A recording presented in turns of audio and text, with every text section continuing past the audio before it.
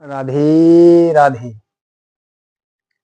मेरा यूट्यूब देखने वाले को, समस्त दर्शकों को मेरा तरफ से कोटि कोटि नमन और प्रणाम। सुई चालनी से कहते हैं, तेरा पीछे कितना छेदा है,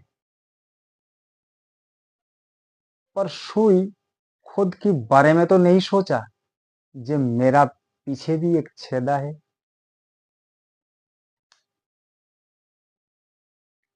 एक खुजली चलने वाले एक दुकानदार खुजली को मलहम बेचते हुए ग्राहक को पास ग्राहक को सामने अगर अपना शरीर खुजलाने लगा, क्या ग्राहक कोई खुजली को मलहम खरीद करेगा?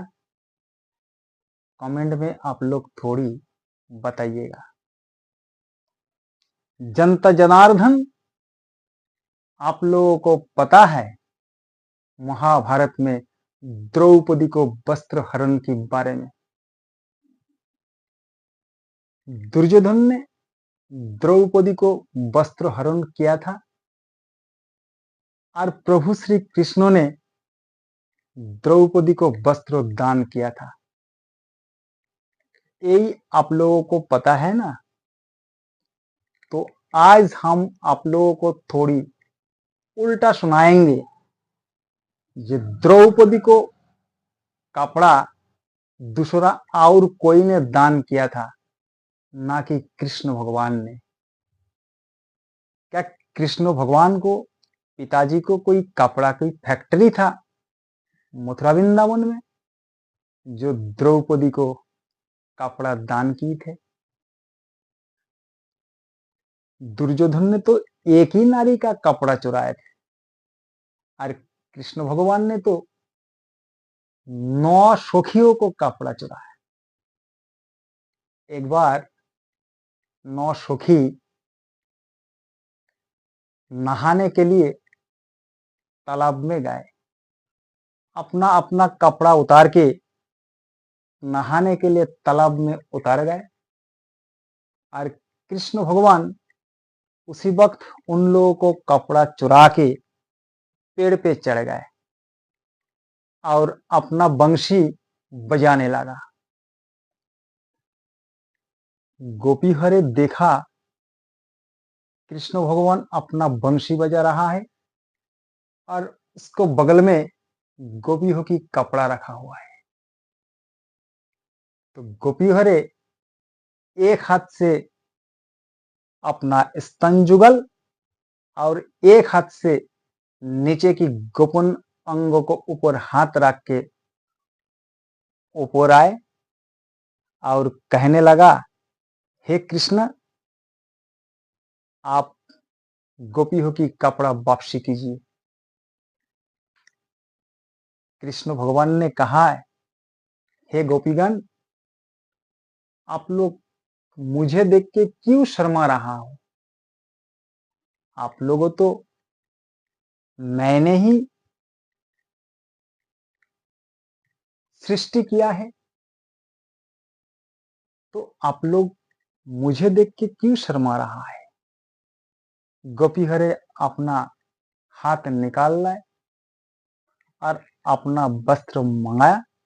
कृष्ण भगवान ने उनको वस्त्र वापसी किया। और सुनिए,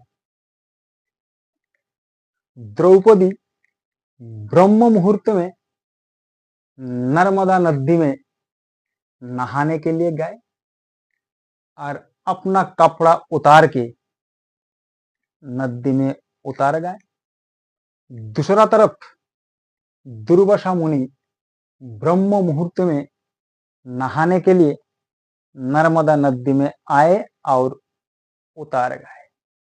अपना हाथों से कपिन खोल के रखा और पानी में कपिन बहा के चले गए। दो ही तरफ उलंग अवस्था में खड़े हुई है, एक तरफ दुर्वासा मुनि, दूसरा तरफ द्रौपदी। द्रौपदी बड़े समझदार बच्ची थी। उसने समझ गया दुर्वासा मुनि का मन की इच्छा।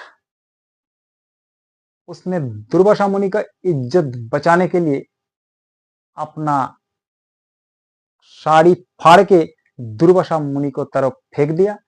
दुर्वासा मुनि ने कपड़ा पहन के अपना इज्जत बचा के अपना कुटिया तरफ चलने लगा। और चलवे की पहले द्रौपदी से कहा, हे बच्ची, आज तुम मेरा लाज बचाया हो। जिस दिन तुम्हें कभी कपड़ा की जरूरत पड़े तो मैं आपको दान करूंगा। ये बात दुर्योधन ने सुन लिया। दुर्योधन एक सभा की आयोजन किया। एक तरफ मम्मी, एक तरफ पापा और सामने सभा में उपस्थित समस्त जनता, विश्व पितामह सह गुरु द्रोणाचार्य, उनको सामने द्रौपदी को वस्त्र हरण करने के लिए दुशासन से कहा। दुशासन द्रौपदी को कपड़ा खींचने लगा। उसी समय दुर्वासा मुनि ने दिया हुआ वचन से द्रौपदी को कपड़ा दान किया। दुर्वासा मुनि ने ही द्रौपदी को लाज बचाया था। कुरुक्षेत्र लड़ाई से पहले कृष्ण भगवान दुर्योधन को पास गए और बहुत कछु बातें कहा, पर दुर्योधन ने कहा, बिना युद्धे नहीं देंगे हम सुचक्र समान मिट्टी। पर कृष्ण भगवान ने इस समझ नहीं पाया, क्योंकि दुर्योधन तो एक राजपुत्र था और कृष्ण भगवान तो ग्वाल की बच्चा थे। तो दुर्योधन ने ये कहा था, जो दुनिया में जितना मेरा धन दौलत जायदाद है सब तो मैं दान कर दूंगा, पर एक सुई को नख पे जितना मिट्टी होगा वो हम दान नहीं करेंगे, क्योंकि वो मिट्टी से हम तिलक चंदन लगाएंगे। पर इतना कृष्ण भगवान समझ नहीं पाए थे। दुर्योधन इतना भाइयों से प्रेम करते थे। दुर्योधन ने एक बार जहर की लड्डू भीम को खिलाए थे और भीम मरने को बाद सब कोई जोड़ मिलके भीम को नदी में फेंका और वही था पताल की दरवाजा।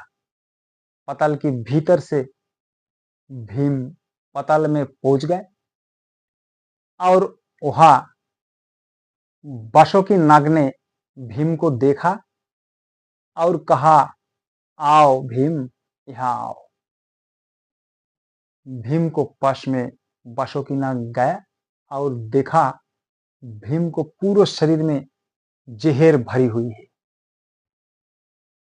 बासुकी नाग ने भीम को जहर उतारा और 1 करोड़ हाथी को बल समान ताकत उसी को प्रदान किया। आप लोग ये बताइए, क्या वो जहर की लड्डू दुर्योधन नहीं खा सकते थे क्या? पर उसने अपना भाई को जहर को लड्डू खिलाया, इसीलिए भीम को 1 करोड़ हाथी को बल समान ताकत मिला। क्या अगर जहर की लड्डू ना खिलाए होते अपना भाई भीम को, तो भीम को इतना ताकत कहां से मिलता? मेरे भाई और बहनों, मेरा ये छोटी सी बात अगर आप लोगों को पसंद आए तो मेरा चैनल थोड़ी सी लाइक और सब्सक्राइब कर देना। राधे राधे।